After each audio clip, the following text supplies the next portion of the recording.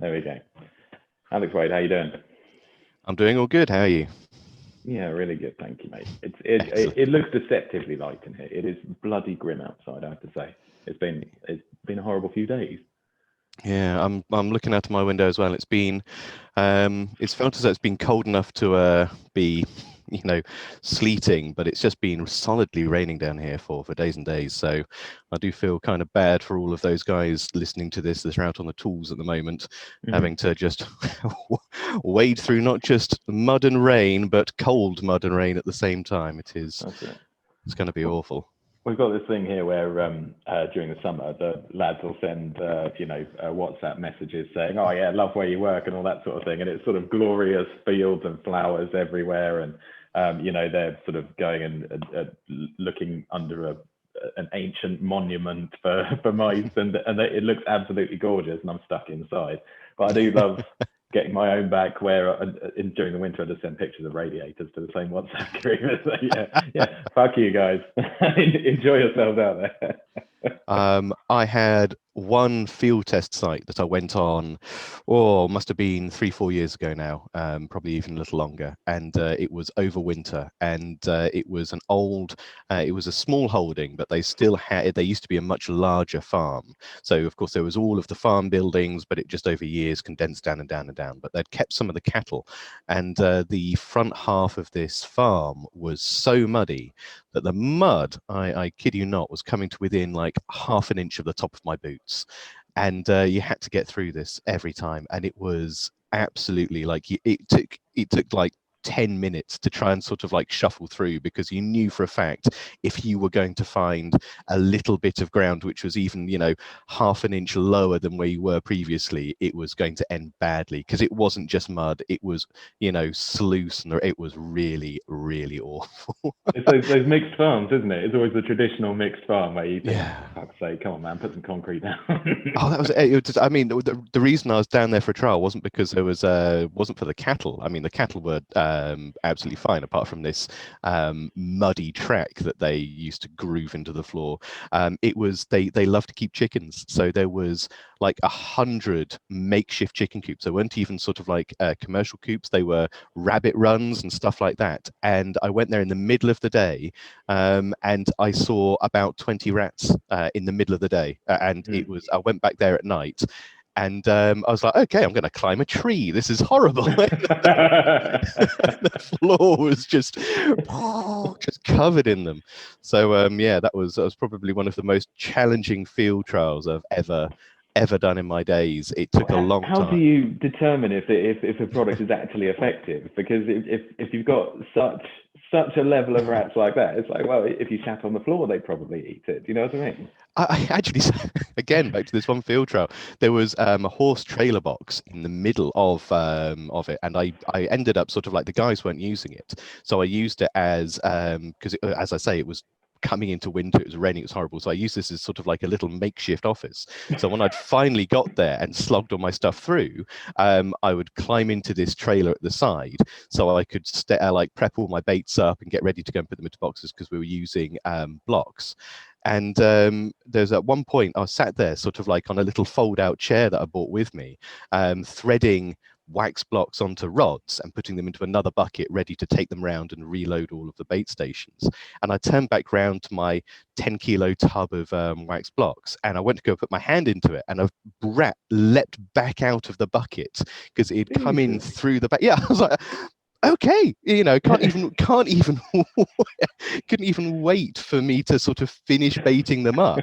And there was me and my naivete, like it all the time. Every time you're on farms, every time you're out on sites, you think, right, always be aware of where your bait is, don't put it down, don't leave it unattended. But I was sat inside a cube with the door locked behind me. I was like, I will be okay turning my back on this bucket of bait for 3 seconds. Apparently not. I think, that's an extreme example, but leaving your bait unattended, yeah, that is a thing. I can remember when I was first starting out as a pest controller. I was about 16, and I was on a farm in the Tendring somewhere in Essex, and I was happily, taking my bait up to a bait box, left my bucket behind me, and did a little bit of looking around, turned around, and having baited my bait box, and there was a horse with its fucking head in the bucket. I absolutely crapped my pants, I have to say. Yes, that was in the bad old days when, we didn't know anything about bioaccumulation, and we didn't know anything about persistence. And I brushed its muzzle off and went about my day. But Jesus Christ, you do have to be careful. Yeah, I mean, the wake up call for me was actually very early on in my career. So before I'd started doing field trials, and as a result, I mean, that's why I was sat in this horse box, because I've always had this apocryphal story in the back of my head every time I've gone out onto sites. Is I was actually phoned up by a pest controller many years ago. So before I went out in the field and started doing a lot of the data generation for my previous role. I manned a lot of the phones, I took a lot of the technical inquiries, and one guy phoned up and he was just like, how much difenicum would it take to drop a goose? And I was like, oh, not a lot. one of those questions you don't get asked too often. And of course, I picked my books up and I had a look through and the rest of it. And I was like, how on earth have you managed to feed a goose? And he was just like, I was carrying my bucket around and I didn't have the lid on, and I didn't realize the thing was just literally walking behind me. And it was just sort of like champing away at the bucket as I was walking along, and I was like, and he had a lid on it, but the lid wasn't secure, so this thing had just flipped the lid up, and he was absolutely beside himself. And I was like, I haven't, these are the numbers that come from the book, but realistically you're going to need to get this thing to a vet. But that story has stayed with me forever, that this guy, these animals will do their very, very, very best to ruin your day sometimes. And so you need to always be aware. And so that's why I was so surprised, as I say, in this horse box, thinking I was totally secure, to suddenly find that actually I wasn't. So that was the fun thing. But there we go. How did we get to this? I have no idea. We should probably do some introductions, shouldn't we? So Alex Wade, you are formerly of Pelgar and now out on your own, making your own corn. Do you want to tell us a little bit about it, what you're doing, what you're up to? Oh, I can indeed. So yes, previously I was the technical manager, or the technical efficacy manager, should I say, for Pelgar International, and that role included, I'm sure many of you may remember me or recognize my dulcet tones from the Church Farm Training Centre, where we used to do a lot of training over the last couple of years, but previous to that it was a lot of technical efficacy work, which was basically being Mr. Ronseal. It was proving that what was being sold did what we said. What we put on the tin was actually a true and accurate description. So if you ever saw a can of fly spray that said killed 99% of flies within 5 minutes, I had to prove that 99% of flies would be dead within 5 minutes. And that was what I was doing. What I am doing now is, as of December last year, decided it was time to break away and change, and as you say, mill my own corn, I think was your expression. And I set up a consultancy called Wade Environmental, and it's been really good so far. What we're doing is actually relatively similar to what I was doing previously, which is we are doing several different things. We're doing field testing of novel or existing products for several companies. We are doing things like field biology and technical inspections for anyone who is interested or needs that compliance certificate for their clients. We're also doing things like a lot of training. So we're working quite well with the BPCA at the moment, and a couple others as well we're in discussions with. So lots of training, and then just little bits and bobs around the side. So technical writing, technical support, or questions answered. Projects managed to bring things into the UK. So at the moment it's a bit of a mixed bag, but I'm very much enjoying it, and I'm looking forward to it growing as the years go on, organically evolving into something, probably not what I imagined, but it's going to be great. I think there's definitely a place for it in the market, because I think you're going to find yourself in a thriving market, because we've got yeah, we've got a lot of expertise, but I think and loads of pest controllers like to get geeky. So grabbing bits of knowledge from ultimate geeks is, you know, that's always going to be an attractive proposition. Not to call you an ultimate geek, Alex. Sorry. Fairly accurate. It is fairly accurate. I've still got here actually. So you put a post up on LinkedIn a little while back saying, "What's your favorite book?" And I was like, "Oh yeah, I actually still have it set on my desk." So there is no way I can get away from not being an ultimate geek. I mean, look at that. And that's that's volume 1 of 2. It's fantastic. It's an amazing book though. I mean, seriously, we're talking about, if I'd had this when I was asked about the question about the goose, I'd have been able to answer in about 30 seconds.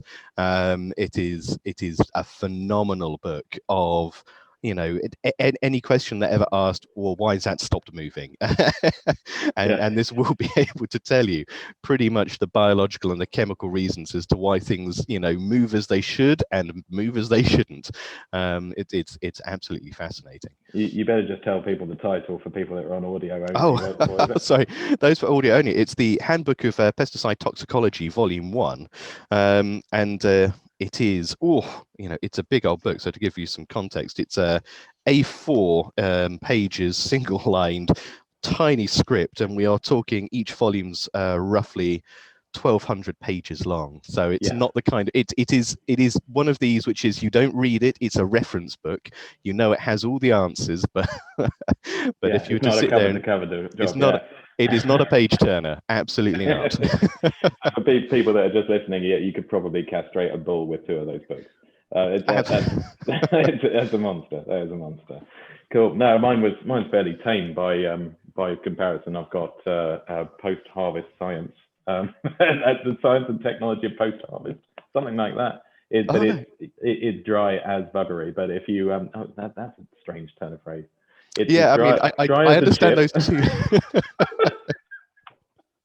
I understand those two phrases, but you know, juxtaposing them on top of each other, that's not so great.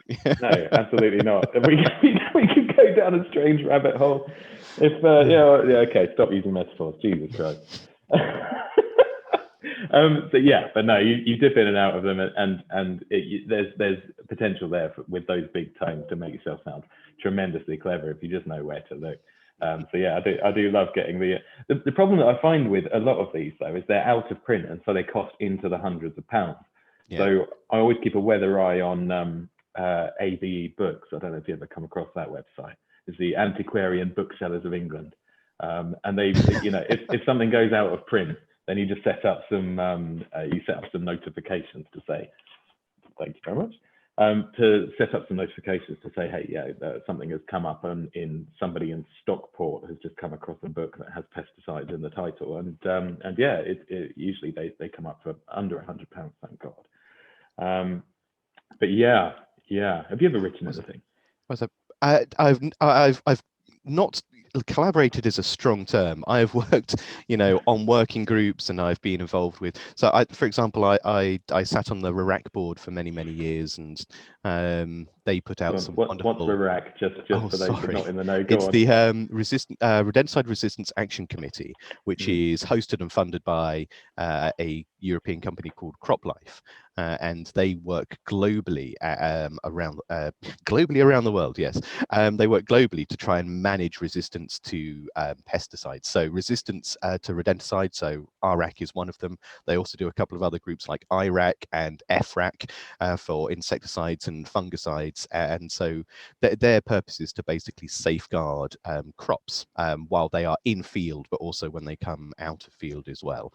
And they set up these working groups. But RAC put out a lot of the material about resistance to rodenticides, specifically the first and the second generations. And I did help. I wouldn't say I was involved. It was mostly Alan Buckle and Stefan Endopoulos, who were the guys who were spearheading this, being the chair and the vice chair at the time. But I was there, I was involved. I raised my hand on occasion and brought up some, pointers. So I have collaborated on literature. I haven't, as of yet, put anything out into print other than what you may see in articles for the BPCA or for International Pest Mag or Pest or some of the other bits of magazine and literature that we have in the industry. But one day I'll have a book. So that's absolutely. I think it's a good thing to do. We're a little bit light on the literature in some circles in pest control. And I think, definitely an audio book. We need something out there. So something for people to listen to while they're driving around in their trucks, because there's not enough media out there to consume for pest control, at least in my opinion. No, I mean, and you're right. I mean, I think a lot of so I was very lucky to have, to be working alongside and being the understudy to my father for a very long time. And he is king geek as far as I'm concerned. He has been doing this for a long time, and he has and still has a fantastic library of books and literature. He's just as bad as me, worse so in fact, because folks of our generation, we've had the internet. We can find papers online, and it's fine. You can store everything digitally. If you want to find an answer to a question, you have good old Google. But he's from a generation where there wasn't Google, there wasn't internet, so he would have to write off to London School of Tropical Medicine and Hygiene and Liverpool School and all of these other institutes, and apply to their libraries to get monographs sent out. So he kept them all, and he still does. I mean, when I closed my labs down last year, I had 3 full filing cabinets, sadly, that I had to go through and organize. But I mean, a huge amount of information. But you're right when you say that we are very limited in the pest control industry to literally that one method of communication when it comes to information. It's either pre-prepared slides, or it is scientific papers, which can be very hard to digest, and they're not really designed for trying to get an idea to the guys on the ground. They're between scientists discussing concepts such as, does brodifacoum work better against this strain of rat against that strain of rat? It is of no use to the guys on the ground, ultimately, at the end of the day. So yeah, it does need to be a more accessible method of communication to guys who are, listening to this, to ensure that they are keeping up to date, to be better, because everyone wants to be better at the end of the day, don't they? Absolutely.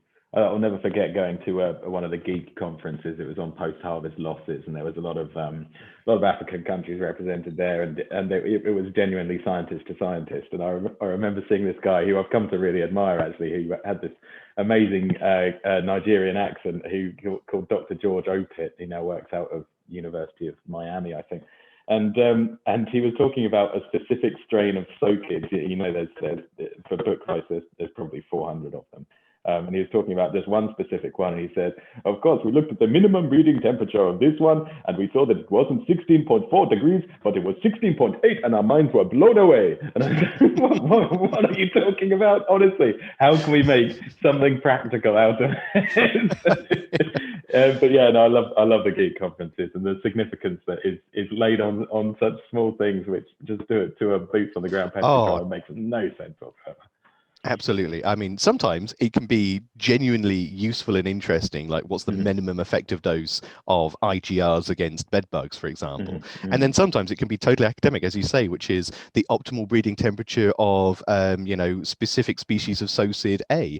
And you're like, oh, right, so what happens if it goes above that? Oh, they just grow a little slower. How much slower? Oh, it takes another day. Okay, so practically speaking, it doesn't matter. That's it. Exactly that. So your work on ORAC, I mean, in the agrochemicals world, loads of people see minimum dosages written on the label, and so it's minimum effective dosages, and it's legally you have to put in this much if you are to apply this chemical to your crops. We don't see an awful lot of that in pest control.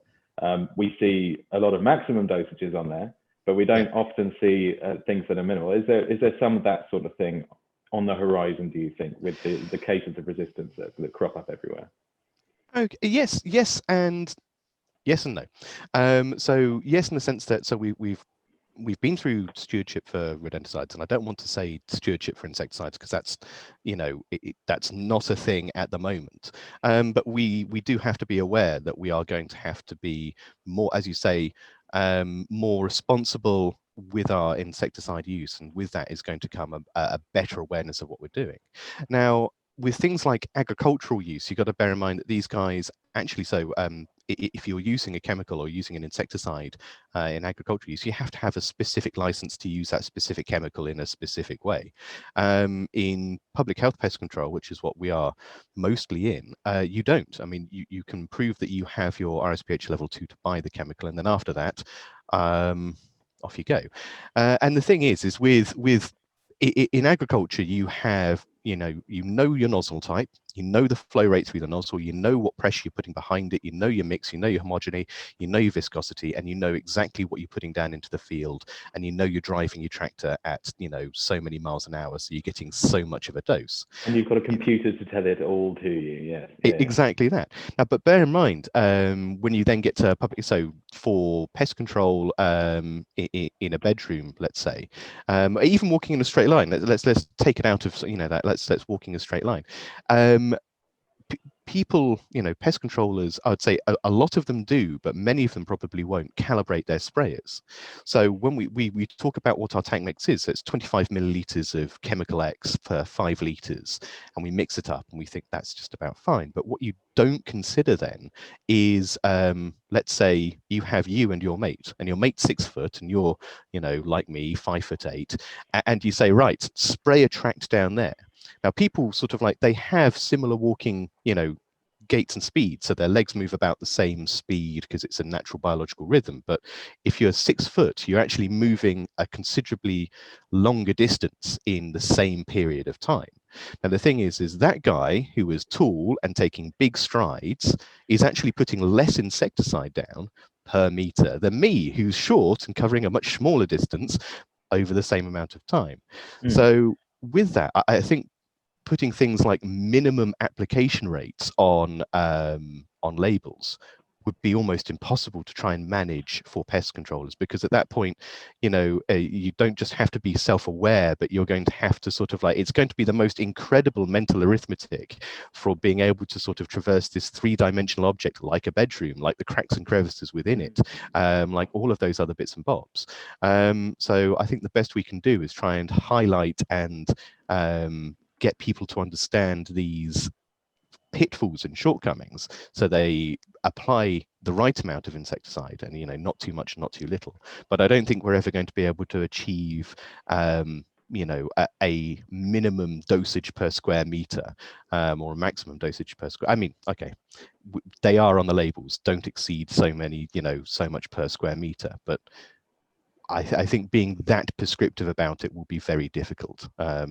It's largely theoretical and it's largely academic, isn't it? I mean, even when they do the care of what are the regulations called? Care of plant protection products regulations, something like that, sustained use. When you do the training for that, they set out a grid of cones, and you have to empty your sprayer when you get to the last cone. And if you're there, if it starts to puff, sort of about 3 meters too soon, then you just speed up, and it's fine, absolutely. But never in my professional life have I ever walked in a perfect zigzag in a grid pattern on a floor. So I see absolutely where you're coming from, and putting it then into 3 dimensions, it makes it almost impossible. I see what you mean. Yeah. But does that not risk us having more resistance on the horizon if we're doing that sort of thing? Oh, absolutely. So resistance is factors of several things, and bed bugs. I mean, take bed bugs, because everyone loves to hate bed bugs, don't they? There were some studies done out in America where they actually were having a look at the different types of resistance found in bed bugs, and there was dozens of different mechanisms, from ABC cassettes to esterases to P45, all of these different terms that are interesting to know, and realistically, they just all mean the same thing. Your bed bug doesn't fall over. But at the same time, they found that actually most bed bugs they sampled in New York City were containing at least 2, but sometimes up to 6 different mechanisms of resistance within one animal. And so these animals in these metropolitan areas where there was a huge amount of cross-linkage between different populations was huge. And so, yes, even the smallest misdose, and this isn't just sort of like, we're not just talking about resistance to pyrethroids here. They were finding resistance to all kinds of chemicals because all of these resistances were working in different ways. And so, yeah, an underdose or an incomplete treatment as a result of underdosing or poor application meant that, you know, these resistances profligated, and they just skyrocketed at that point. And it's So the survivors of fucking breed as well. So yeah, exactly. Because it's a genetic resistance, they will pass it down to their progeny, and you're getting the bedbug equivalent of super rat, aren't you? Oh yes, I mean the resistance mechanisms in bedbugs are significantly more complicated than those we find in rodents. And I mean, it's been I mentioned that, you know, bedbugs have several mechanisms of resistance within a single entity, a single bedbug. It's interesting to see. I don't know if you saw the news recently that at the end of last year, Reading University, as one of its parting shots, did confirm that they had found multiple resistance loci within a single rodent. Which is fascinating because for years and years and years, we've been wondering why we were finding rodents with just one resistance loci to, you know, the L120Q gene or the Y139F. And they were just, it always seemed to be that they either had one or none. And now we're starting to find both rats and mice which have multiple resistance genes present, which is alarming, to say the very, very least. It's going to be problematic, and it's opening a door that we don't quite know what's going to happen after that. Might explain a thing or two for people out there when the buggers just aren't dying. But there's always traps. There's always traps. Well, you can't get resistant to traps. Yeah, I mean, this is so. Again, this is a resistance to anticoagulant rodenticides. But yes, there's you can be as tolerant to anticoagulant rodenticides as you like, but as you say, that's not going to offer a huge amount of protection from a steel bar catching you on the back of the noggin, is it? Or as some of you guys like to say, lead poisoning. You know, you can be as resistant to difenicum as you like, but you are not going to survive being shot. And so, but that's what you need to remember, though, with all these resistances, it is a resistance to, you know, a mode of action or a, what's the best way of describing it, you know, a behavioral or attack or a strategy. But we have a lot of strategies out there. We have a lot of tools in our toolboxes. And, you know, nothing hammers this home more than recently we've, you know, just reacquired calciferol. Yeah. I call it calciferol. You call it what? Cauliflowers. What do you call it? Calciferol. So calciferol. So there used to be years and years ago a similar chemical called ergocalciferol, and they are both vitamin D3 variants, but one of them is synthesized and the other one is, I believe, produced by fungus, which is the ergo. Oh, wow! Look at that. So, okay, cool. So there are different types of, you know, and the different types or different sources of calciferol. So from the ergo thing, it presumably from an ergot type mushroom. Yes. But mushrooms actually synthesize vitamin D in the same way that we do. So it's kind of like you could harvest that vitamin D. Have I got that right, or is my knowledge? Yeah. I mean, so one of the things that they tell you, you know, one of the best sources of vitamin D for us is to eat mushrooms. You know, that's I just had some mushroom coffee, believe it or not. I love it. Absolutely love the stuff. Really? Mushroom coffee. Okay, let's park the pest control for just a second. And can you explain that mushroom coffee? That sounds. Yeah, it comes from Finland, and it's called 4-Sigmatic, and it lights you up like a fucking Christmas tree, which is probably why I'm so hyper this morning. But it's got you know, as a fumigator, I've been exposed to nerve agents for a very long time.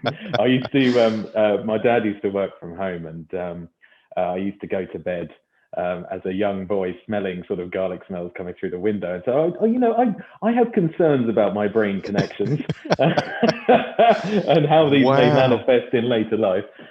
So yeah, I'm big into my nootropics, and I'm big into my neurogenesis, trying to activate new neural pathways. One of the things to do it is a mushroom called lion's mane, and so I drink lion's mane coffee. But one of the great benefits of it is it's also filled with rosea. I'm going to say rosea rosicrucian, but it's clearly not. It's filled with some sort of extract which energizes one a tad. So yeah, if I really want to hit my straps, then I will down a nice bit of mushroom coffee.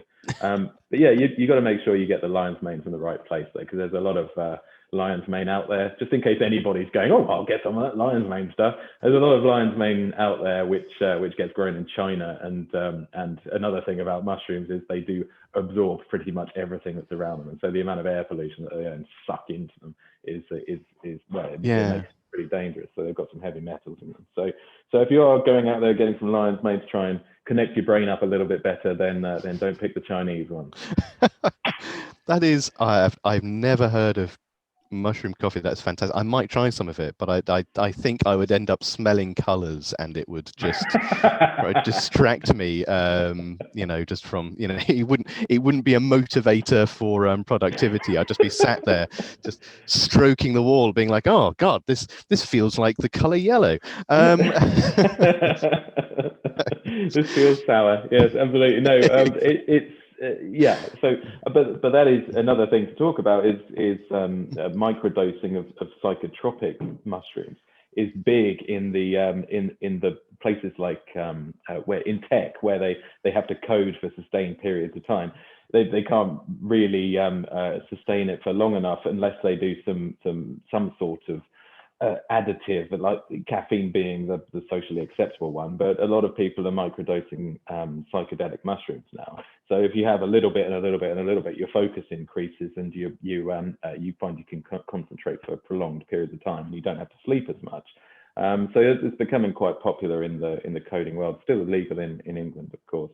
Why birth, according to this podcast? Nudge, wink, wink. I can just imagine a lot of pest controllers listening to this now, thinking, "Oh, excellent!" And we are going to have some the rat population of the UK drops to 12. Just 12 individuals overnight, as well over a weekend, as you have 20 to 200 highly motivated pest controllers, who have not slept for a week. Just be like, "Gotta do something." So that's it. This is how we solve pest control. Is we just we get all the guys on the floor just absolutely amped up. Mm-hmm. I can see that. That would work. Absolutely. Well, if it has lit a fire and anybody out there, then you've got to make sure you don't overdose, because then you have a very unproductive day as opposed to a very productive day. So the trick apparently is to stack it with vitamin D3, and then if you start to feel tingling in your fingers, because it pushes the nootropic to your nerve endings, you start to feel a tingling in your fingers, then that's when you've gone a little bit too far with your microdose. So yeah, there you go. We're full of knowledge. So it's not just about pest control. This is amazing. So good. What were we talking about previously? Absolutely no idea. Mushroom coffee. Cauliflowers, calciferol. Cauliflowers, yeah. That was it. Ergo calciferol, mushrooms, mushroom coffee. Yeah. So, but yeah, I'd say, as I was saying, we're talking about resistance management, weren't we?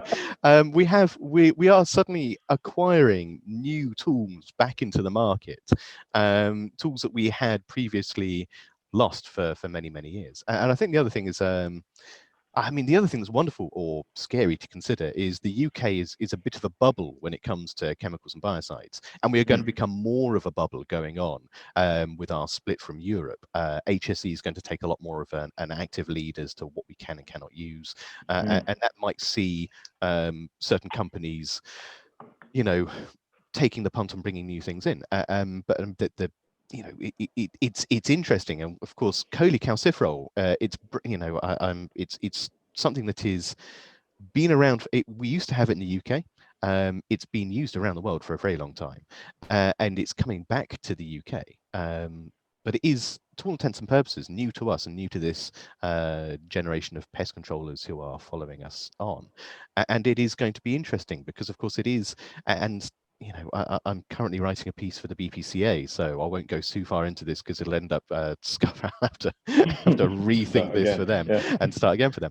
But the long and the short of it is it's not a second generation or a first generation anticoagulant. We can't treat it as if it is one.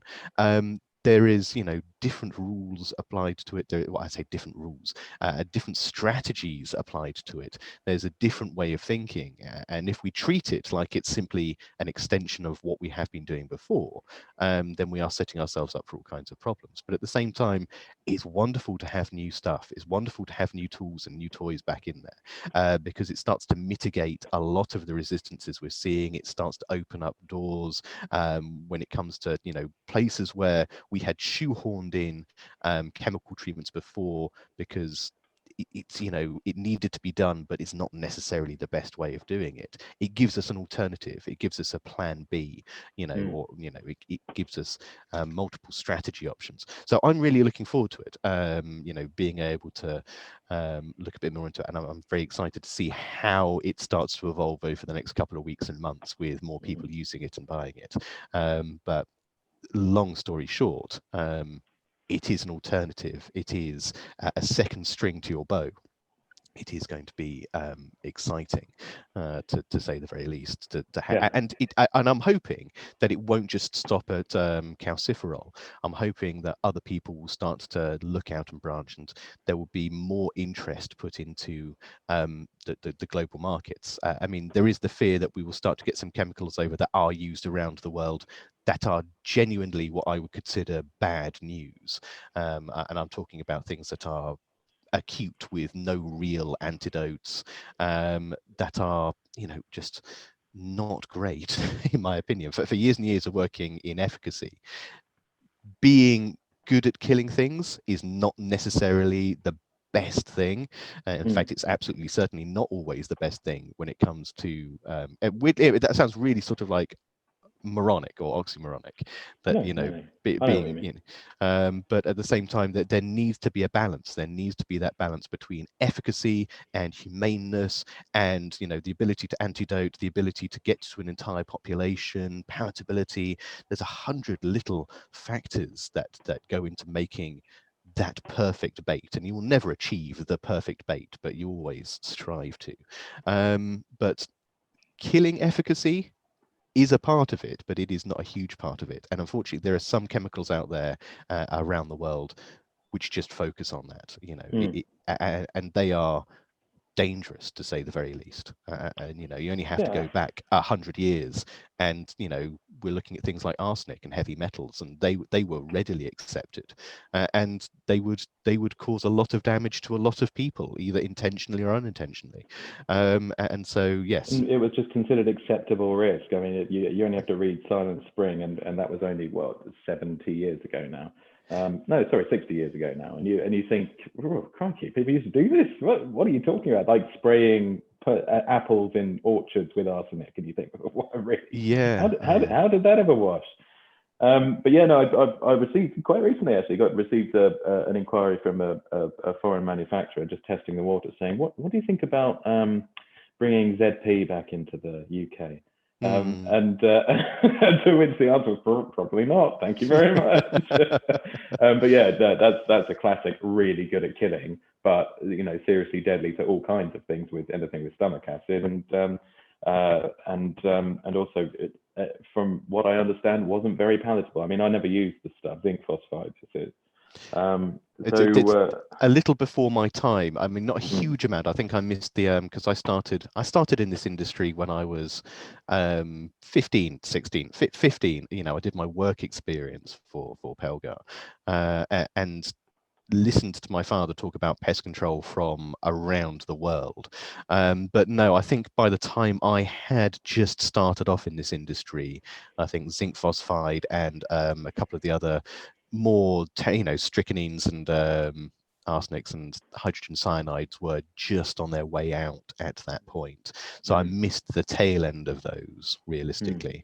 But but suffice to say, that's there we go. Just off the top of my head, four chemicals there that we used to use that are really good, really scary at the same time. Yeah. And if we've got pest controls, I mean, our training is good initially in pest control, and then the ongoing training from that. I mean, once you've got your level 2, you pretty much crack on, mate. You just keep going. You don't have to have any sort of refresher or anything like that. And it was nice to see when cilantro came out that there was the additional training that you had to have to then use the product to make sure that everybody's using it correctly. The quality of the training, we can talk about that if you want to. Let's not talk about that.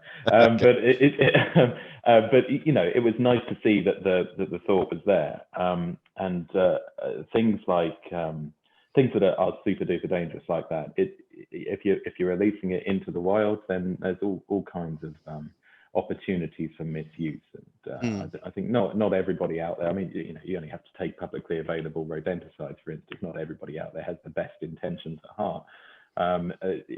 You have to, it has to be extremely closely managed. But I think that, as you say, as people are moving closer and closer towards perfect bait, it's lovely to hear that efficacy isn't number one there. Yeah, I mean, I'm sadly, not in a position to input into that anymore in my, but I'm hoping that through this platform of Wade Environmental, I will be able to help people make informed and technically correct, but also you've got a moral. There is a morality, there is a philosophy of pest control, and I think it does come into it. And I hope from my platform now that I'll be able to help people who are making these new products make those decisions wisely, both on a technical front and on a just the other fronts as well, when it comes to the whole shebang, if that makes some sense. Yeah, it does. Absolutely.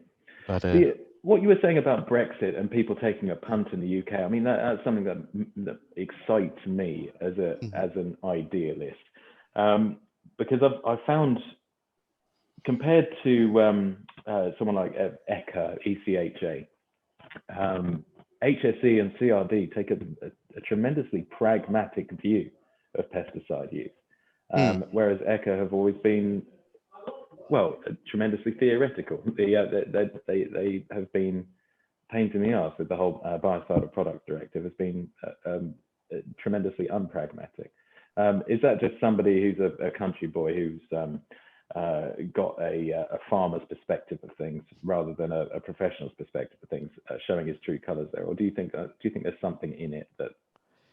I mean, so you've got to bear in mind that ECHA's having to try and look after a lot of territory, and it's trying to appease a lot of people who are using products in different ways. And I think all of the member states, as it were, believe that they're doing it best.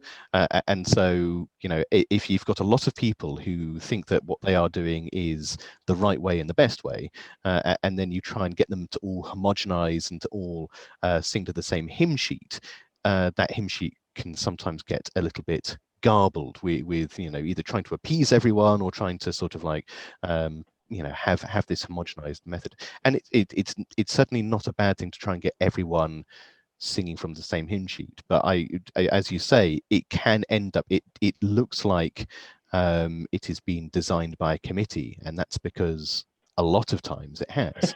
And then on the flip side of that, you've got HSE, the CRD, the guys in CRD, and that's a much smaller entity who's looking after a much smaller area, and they have one focus, which is how these are to be used in the UK.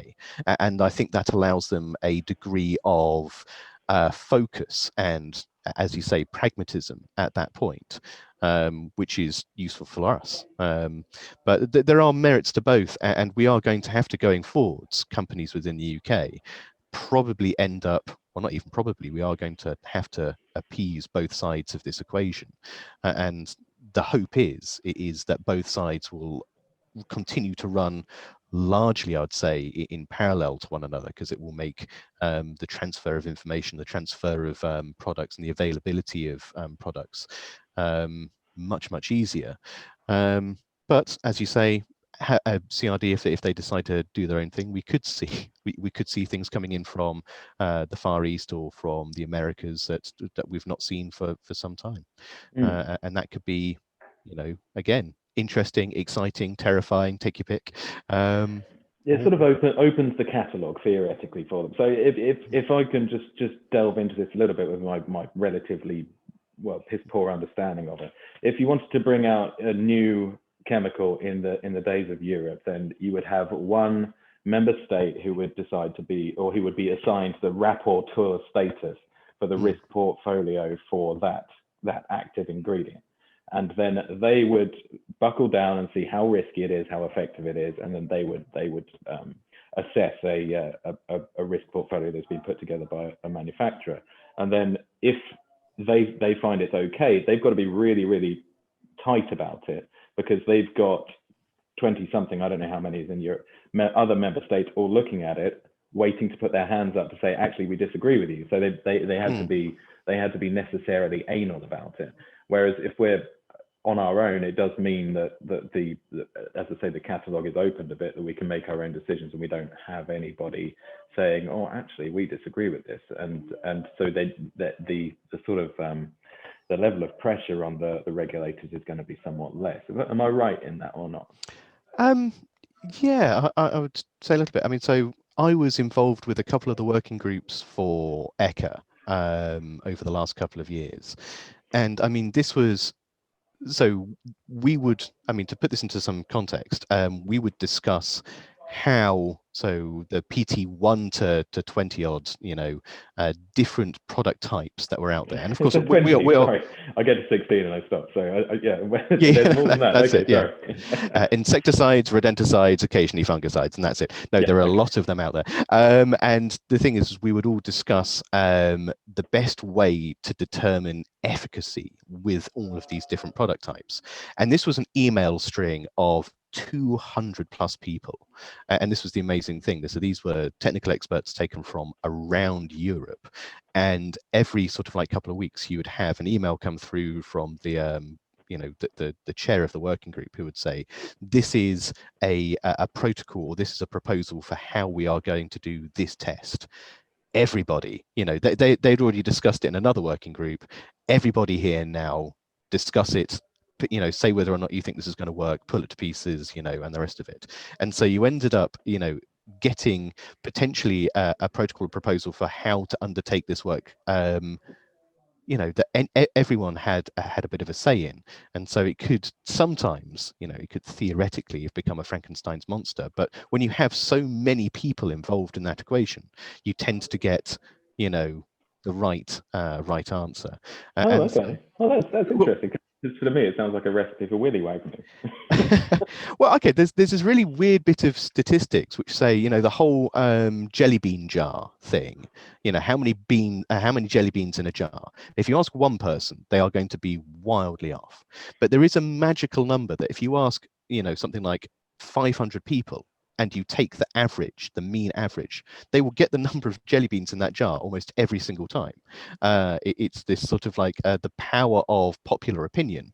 And I even think, I watch a lot of crime dramas and bits and bobs like that, but I believe the FBI in America ended up using a lot of crowdsourcing to solve a lot of problems, because the more people you ask, the general consensus tends to actually hit quite close home.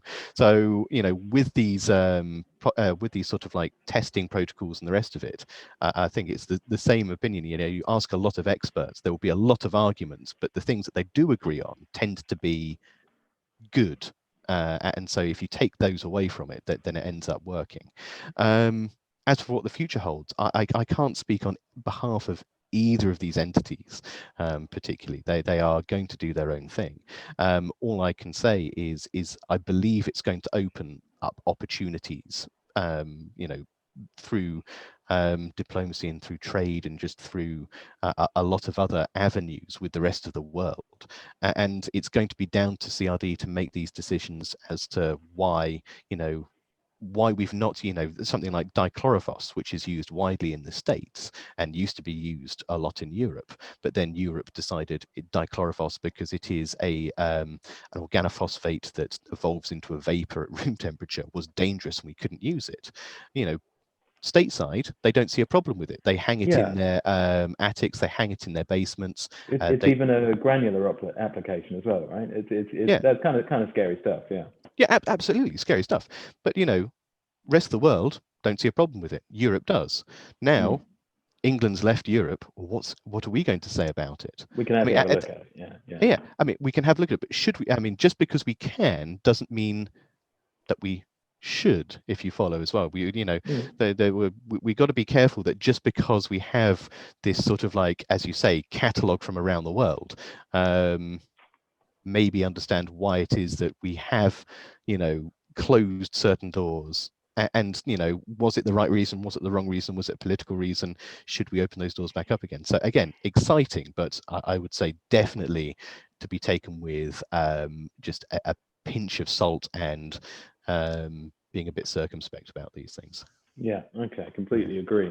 So with all of this, necessity is going to be the mother of invention. The first thing that somebody's going to do is say, "Oh, dichlorophos. Why should we?" And the data for resistance. Are we still going to have good places getting data points for resistance? Church Farm is no more. Am I right in saying that? Sadly, I'd say Church Farm is no more under the guise of Pelgar. So Pelgar 5 years ago took the rent on, we took the management on, and last year the decision was made to no longer fund the Church Farm facility. Now, Church Farm as a physical entity is still there. I'm not sure what the owner is planning on doing with it. He may find investors, he may take it on himself. I don't know. And a part of me really hopes that it does find life under a different banner going forwards. But as far as Pelgar and my personal interaction with Church Farm, its testing, its training, and its ability to do these screening and just finger on the pulse of industry, so to speak, it's that no longer exists. Okay, and University of Reading is no more. The university is still there, but same as Church Farm, I suppose. But the rodenticide research is not happening anymore. Where are these things going to come from if it's not straight from the manufacturers? So this is quite strange. So there's lots of places that end up looking into these. So throughout the years, I was approached multiple times, and I'm sure you have been as well, being the owner of a large fumigation company. You get people approaching you, but a lot of the times it's university institutes I would get approaching us. So we'd have the Liverpool, for example, Liverpool School of Tropical Medicine. They approached us with the ScentMark program, probably back in 2015-16, and that was a phenomenal idea, but it didn't have the legs. What was that? ScentMark. So ScentMark was using the proteins and the pheromones found in rodent urine to try and alter behavior. So I'm not sure if you read this, but when rodents urinate, they produce barrel-shaped proteins, which are stuffed with pheromones. And the combination of the spikes on the outsides of this protein barrel and the pheromones within, so the ratio of one to the other, the amount of one to the other, it sends a message. It literally codes for a message, and that's everything from age, sex, name, what they ate last, all of this information, how sexually desirable they are, how stressed they are, all of these things. Are a huge amount of information is contained in piss, and it's really interesting. And they obviously saw some kind of academic not academic, some practical implications for this, but it never took off the ground, sadly. And it was they were trying to, they're trying to use it as an attractant for rodents, and they ended up finding not a pheromone confuser. That would be my no, but that's it. I mean, because they didn't at the time, and I'm not sure where the project is now, but back at the time when they were doing this crowdsourcing, didn't really have the exposure to the pest industry, the public health pest industry. Originally, they were trying to use it as specifically an attractant for lures, for traps and stuff like that. And they were using one protein that they referred to as the Darcy protein, which ended up throwing. Yeah, it ended up throwing male mice into an absolute sexual furore, to the point of they showed a video of they put a little drop of this pheromone protein combination on a bit of filter paper and introduced a male mouse, and the male mouse just sat there, kind of went, oh, and then ran up to this bit of paper and literally cleaved it in two with his tiny mouse penis, and you know, really humped a hole through the middle of it, and it was, and they're like, we are making them do this, you know, this is like mind control. And everyone was like, that is amazing, how can you practically make it work? And they were like, that's why you're here. And we're like, this is, you know, has some implications, but I'm not sure what those implications may be. So there are this roundabout story saying there's lots of stuff out there, there's lots of really interesting stuff, there's lots of science, but a lot of the time there's a bit of a disconnect between the academic world and the industry, trying to get those two to talk to one another and trying to get these phenomenal ideas into a practical application, and then trying to find someone to back it and who's willing to take a punt, because, you know, and I mean, with all disrespect to your listenership and to pest controllers out there, we are not good with change as an industry. I mean, let's be honest. For years and years, we've been asking, you know, we need new stuff, we need new options, we need new tools, and now we've got, you know, again, we've got a chemical back, which we had previously used. It's not like it's completely unknown. It's not like we are saying we found this from, you know, the remains of a meteorite that landed on Earth last Tuesday. You know, we actually know a lot about this chemical, and straight away the popular opinion is, you buy that and I'm going to see how well it works, and then I might buy it afterwards. And yeah, so there is a huge reluctance to trying new things within this industry, and I think that reluctance then also, there's a part of that within you know, manufacturers who are thinking, we know what works, we have something that, you know, we know still works, why are we going to take a bite? Because these dossiers that you're mentioning before, you know, the amount of information that companies have to put to these member states and to HSE is, it racks up into the millions of pounds. You know, it's not a small thing to try and bring and especially a novel or a new thing to market. It's not just a case of a couple of months, a couple of good studies, and, you know, a brown paper bag. It is years of work. It is years of funding, and it's years of questions answered. It's a huge commitment to bring something new to the door, and, you know, if there's any hesitation whatsoever, you know, we are probably, I'd say, risk averse as an industry. You know, you have to be. You can't be a risk taker when you're dealing with chemicals that are going to potentially hurt and, you know, the environment, people, and everything else. You have to have that element of risk aversion in order to try and minimize these risks. And, you know, unfortunately, I think that translates across to the guys who are bringing these chemicals in, because millions of pounds on a punt is a ballsy move. But at the same time, market research is going to make investors extremely, it would make their knees knock because of the unchangeability of the consumer out there.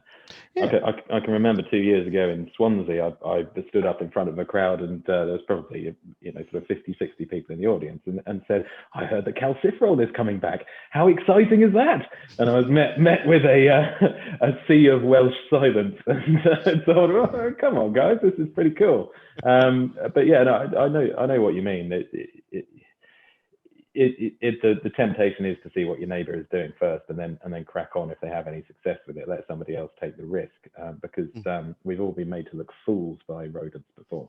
But there needs to be some sort of risk out there, otherwise we're never going to develop. And the amount of R&D the opportunities are significant, as you say. I'm really pleased to hear that the manufacturers aren't the one doing the science and the data collection. Because, and you can confirm this for me or not, Alex, or maybe you can't. Maybe this is too controversial and it's too soon. The stuff that we receive as end users, the palatability graphs and the efficacy graphs and things like that. The nasty rumor that goes around is that a large manufacturer, a large distributor will take a set of tests. 3 of them don't work, 97 of them don't work, 3 of them do. And they'll take those 3 and then they'll deliver them in their marketing material. Is there any truth in that, or is that complete nonsense again? I can't talk for, there's a lot of manufacturers that operate within the UK and within Europe. And I absolutely cannot speak for any of them actually at all. But I know for a fact that, these guys, the technical and commercial, they play off each other so they can tell a good story. And the thing is what I can say is you can't publish data that is fraudulent. So if you do see that graph, it will have a study attached to it somewhere else. Whether or not there are synonymous studies which show different stories, I can't say, but the data that you see will be true and correct.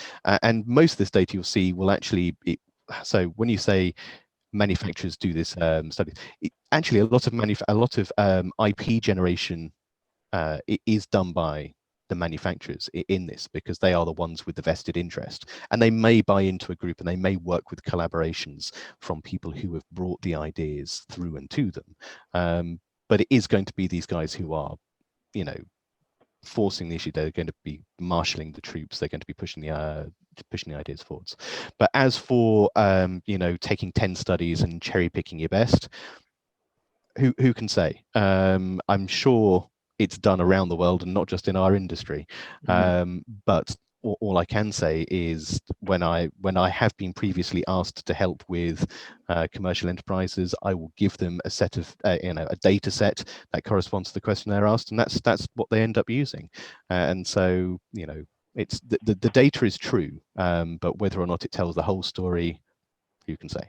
I could almost hear the fence squeaking as you sat on it, but but no, I think you've answered that pretty well. That what I'm talking about is just a nasty rumor, and it's just something that pest controllers wind each other up with, because it sounds actually pretty legitimate. And at the end of the day, if you have a product which doesn't work, it's not going to sell, is it? So it's not. I mean, okay, to talk about because palatability is an interesting one. I don't think I can necessarily get in trouble with this, because it depends on what you say at the end of the day. And you can, there is an expression, if it's stats and damn lies, you can make statistics say anything that you like.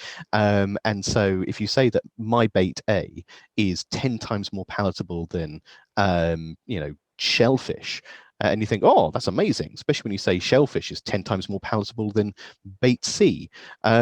But if you compare bait A to bait C, they may be of an equivalence. It's just because those rodents, for some reason, some of them liked shellfish and some of them didn't.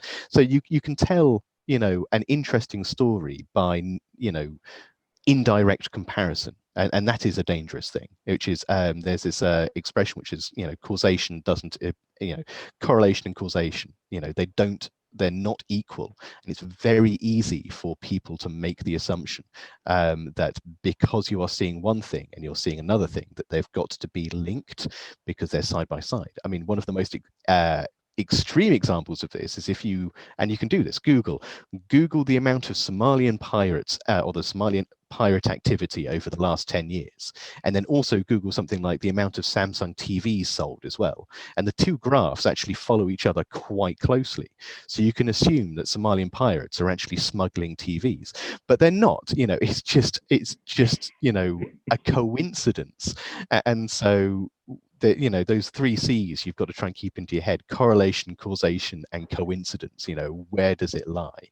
And I think the marketing probably is the master of playing this coincidence card sometimes.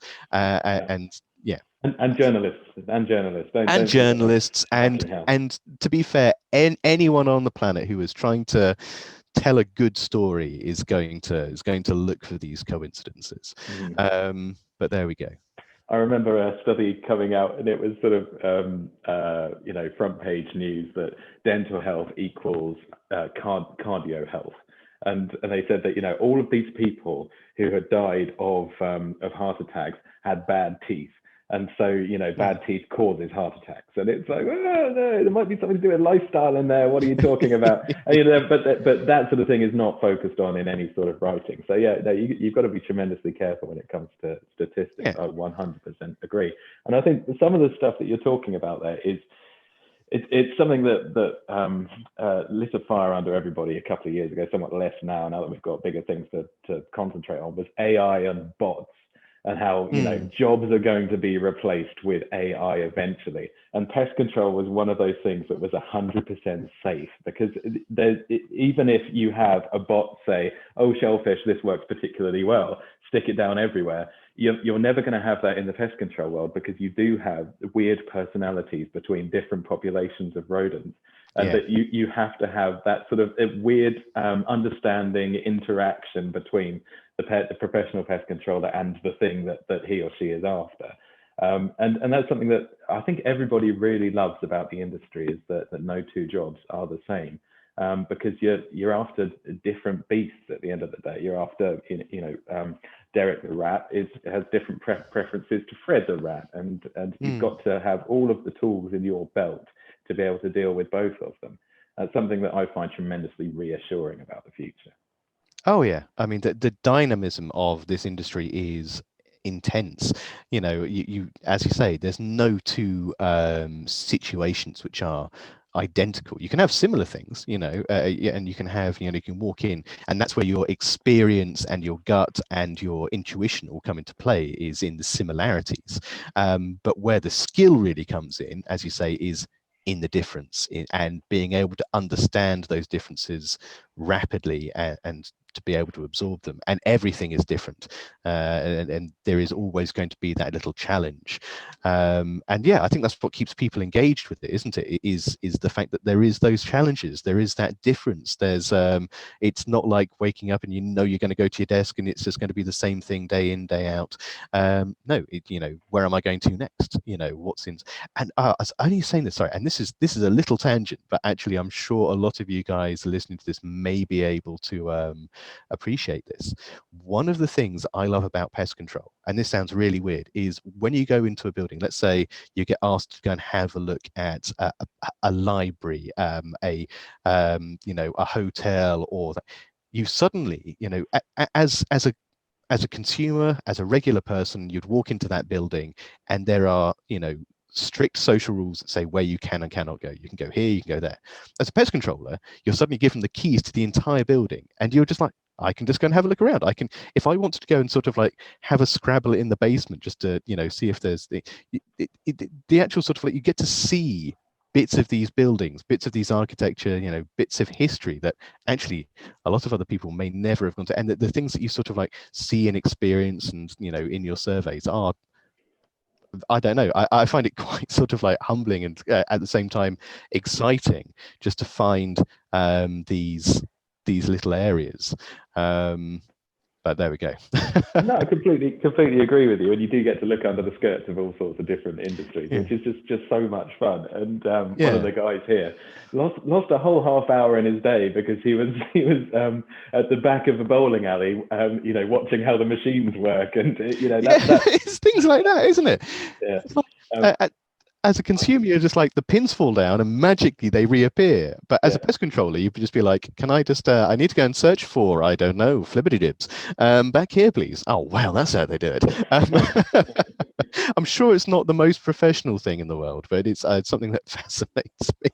Oh, no, it lights the day up, definitely, when you get a new site and you just work out exactly how it works. And you see all sorts of kinds of different industries as well, and just get a really holistic understanding of how the marketplace out there works. And I absolutely love it. And some people you go to and they say, oh yeah, we do automation in the healthcare industry, but specifically for recreating lenses for eyeballs. And you think, oh, Jesus Christ, this is a business. Here we go. All right, let's go and watch this happen. So yeah, no, it's sorry, we're near Cambridge, so we get a lot of these fucking weirdos. Okay. Very strange medical startups. Excellent. Yeah, absolutely. No, there's all kinds of exciting ones around here. Actually, a lot of them also do tests on mice, and you got to have your shit together for that, because they've got loads of $1 million mice inside their lab. And if you have a wild mice come in with wild diseases into where they've got no immune system, and yeah, they're coming in to potentially hump millions of pounds worth of research. That's you can imagine that being a high risk, high stress environment. Yeah. Absolutely. No, you got to know your onions for those sites. So, Alex Wade, we're nearing the hour and a half mark. Oh wow, okay. Where we first met was doing the speaking tours. Are you still planning on doing some speaking tours? Because everybody loves your delivery.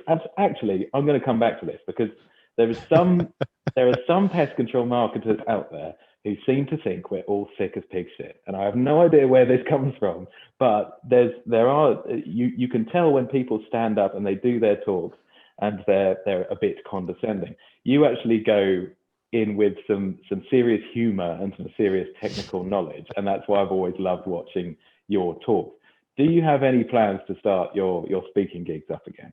Oh, absolutely. I really enjoy the I used to really enjoy the speaking circuits, because it was a chance to just kick ideas about, to speak to pest controllers. I mean, there's one of the biggest things, being in a large company and, being in a lab, is you feel as though you get a disconnect from actually what's happening. And I used to hate that. And so I used to love going on the speaking tours, because I'd love to hear about people's experiences. Even if what I was saying ended up leading to an all-out row, that was perfect, because it made me reevaluate what it was I was saying. Was I right? Are my assumptions valid? So yeah, I mean, am I going to get back on the speaking tours? You bet. COVID depending, I'm going to try and get back as soon as possible. And I know a lot of the trade organizations, the trade bodies, are moving a lot of stuff online, and I'm trying to be as involved with that as I possibly can. But no, nothing beats just being able to have a face-to-face, just in a football club somewhere, or just these chats. I really enjoy them, and if for nothing else, me personally, for a very selfish point of view, yeah, I'll be getting back on them, because I just really enjoy them. And hopefully I can also, as you say, bring some levity, bring some humor, bring some knowledge into the equation as well, so everyone gets a little bit of something out of it. I would hope at that point. The Wade Environmental is going to hit the high notes. We can all see that. Where can we find you? Your website, wadeenvironmental.com. That's it. It's www.wadeenvironmental.com. And it's at the moment, it's myself. My father, of all things, when he heard he was setting up my own consultancy, he's decided to come out of retirement. He wants to be a part of this. He enjoys public speaking as well, but he is decidedly more abrupt and northern than I am. We're actually so there is definitely you've got me. One day I will tell you the story of how I got my accent, but it's definitely probably not from my parents. It's from my grandfather. But between the two of us, I think we bookend brackets. What I'm trying to say, the way we speak, we bookend the country quite well. But we are doing so for Pest Extra. We've been asked just to do a little presentation piece, and we're going to be doing a Mythbusters piece. So we're taking some commonly held myths within the pest control industry, and we're just going to be sitting there, and we're going to be bouncing them between us to see if we can find the root of where these come from. So the talking bits, the seminars for various people, the training as well, they're all going to be going on, and they're all going to be going through Wade Environmental. We're going to try and put out actually a little training roster towards the end of this month, if anyone's that interested in hearing me waffle on about something other than just nootropics and calciferol. Well, no, but you always get something different. from the waves. You always get a little bit of knowledge, which may well be, as Jim Rohn used to put it, you can have a padlock with a combination on it, and you've got all of the numbers except for one, and that little bit of knowledge might be the last number that just sort of clicks into place, and you've opened the lock, and here is your opportunity. And so yeah, the wage talks always have those little tidbits of knowledge which may just give you the competitive advantage over your nearest and dearest. So no, I'm a great believer in the geeks getting out there and distilling their wisdom. Yeah, and your social media platforms are fairly rocking. Are you mostly a LinkedIn guy? Yeah, I mean, I mostly LinkedIn. Tried a little bit of Twitter. Could not get my head around that. It's full of angry, opinionated idiots. But hey, what can you do?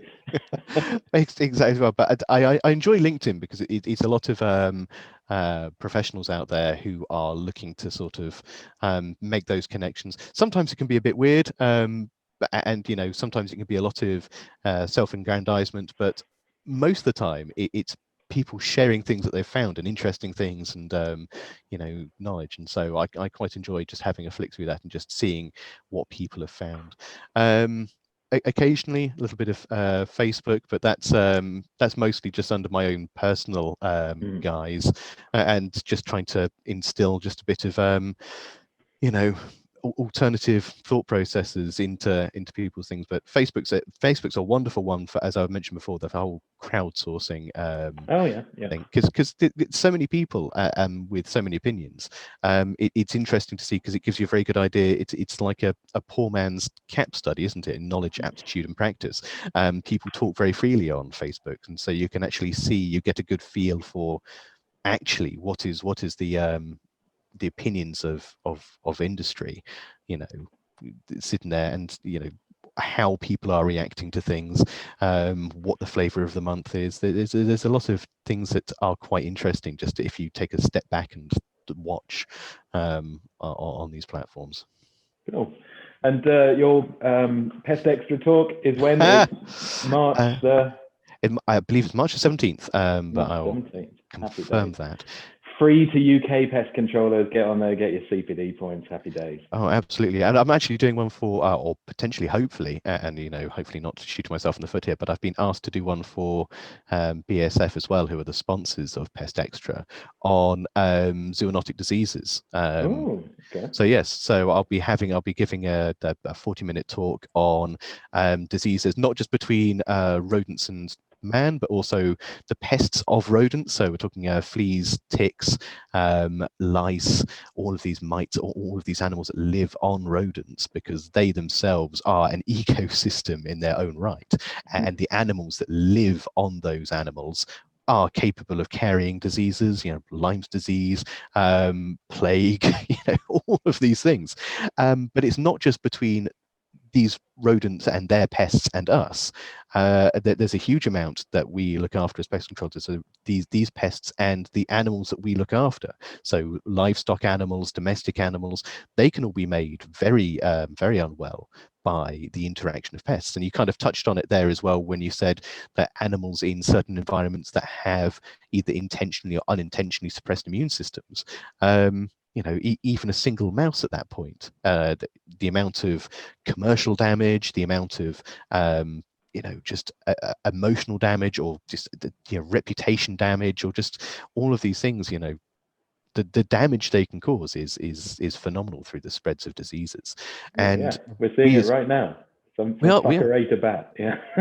Exactly that. I mean, zoonotics are just phenomenally interesting, but at the same time terrifying things. And yeah, it kind of puts into context. We refer to ourselves as pest controllers, but I keep making this reference to public health pest control. We do have a duty of care to public health. That what we are doing is we are stopping the spread of distress, damage, but most importantly, disease. And I think a lot of people don't really understand the ramifications of some of these diseases. We're quite lucky in the UK, actually, that the disease pressure is relatively low. But you don't have to go far out of the UK, and this disease pressure starts to ramp up and up and up and up and up. I mean, so disease is transferred by invertebrates. I mean, mosquitoes, for example. Mosquitoes are a wonderful vector of diseases. In the UK, not so much, mercifully enough. But there was a time in, the not too distant past that the UK used to have cases of malaria. And, we were one of the countries that were part of the WHO's malaria eradication program. And that used to be a problem for us, but it's killed not Oliver anymore. Cromwell. Did you know that? Well, Oliver Cromwell was killed by malaria. yeah. I may be misremembering this, but I think he refused treatment with quinine because they called it Jesuit bark, and he was too much of a Protestant to consume something that would be considered Jesuits. Yeah. Anyway, that is a total tangent. You were delivering value. I delivered some bullshit. There you go. They also dug him up after he was, buried and rehung him. So that was quite right too, motherfucker. He was not much loved. But I mean, so when it comes to disease, it's something that we are aware of, but we don't probably necessarily make as much of a stink or make as much of a deal of, because it's a relatively condensed risk. But you've also got to appreciate that with changes in global, definitely we've had some significant changes in global travel recently, but up until recently, global travel, made the world a very small place. The changes in global climate are homogenizing, it's becoming both extreme and also, in some places a lot more sedate. And so the movement of animals and the movement of pests and the diseases they carry is actually breaking beyond these traditional boundaries. And it's not, we have a lot of mosquitoes in the UK. We just don't really see them because they're looking at different animals. But there's only going to be a very small shift in climate or a very small shift in the animals coming in. And suddenly we're going to have species which are capable of carrying diseases, and then those diseases are going to follow. And you've got kind of that perfect storm at that point. And then you have an environment. I mean, can you imagine trying to undertake vector control treatments for mosquitoes as you would be doing out in the middle and the Far East, but in in Sussex?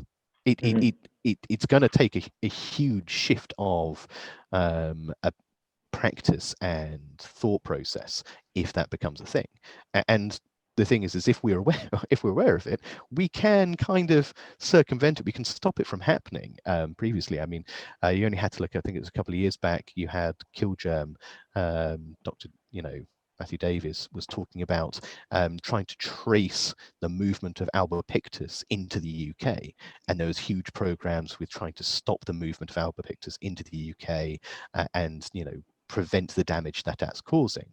But how many pest controllers actually ended up becoming a part of that program? Probably very few. You look at Asian hornets and pest controllers, public health pest control, who should have been at the forefront of that denial of entrance into the UK.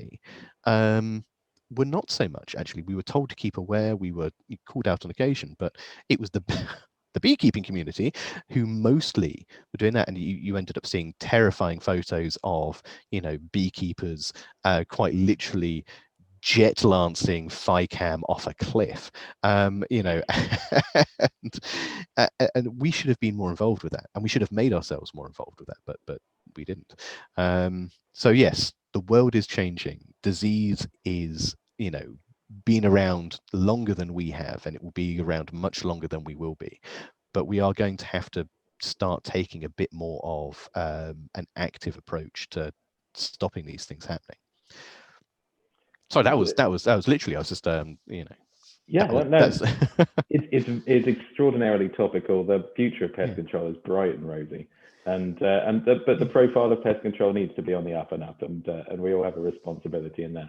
I think everybody's doing very well with professionalizing the industry, but there's still lots of work to do in the public health sector to make us more of a cog or more of a frontline defense when these things come up. Good. All right. Well, we'll wrap it up there. There was loads of stuff that we didn't talk about that I wanted to talk about, so we'll probably follow this up with another one at some point. I'm going to be doing another one in the near future with some microbiocide manufacturers, and the efficacy of different COVID treatments. And we'll see how that goes. This may well bookend your zoonosis chat here very, very nicely. Yes. But yeah, no, thanks a lot for this, and I think people would have found it fascinating how much there is going on in that incredible brain of yours. So thank you very much. Oh yeah, I apologize. I don't think we've had a train of thought that has gone logically from A to B to C, have we? We've jumped around like a frog in a box, which I think is I probably was an apt fascinated by the metaphor. barrel pierce. I want to know what's happening. Whether it's I'm just so pleased that there's scientists somewhere rubbing their thighs watching horny mice. I think it's a wonderful world out there.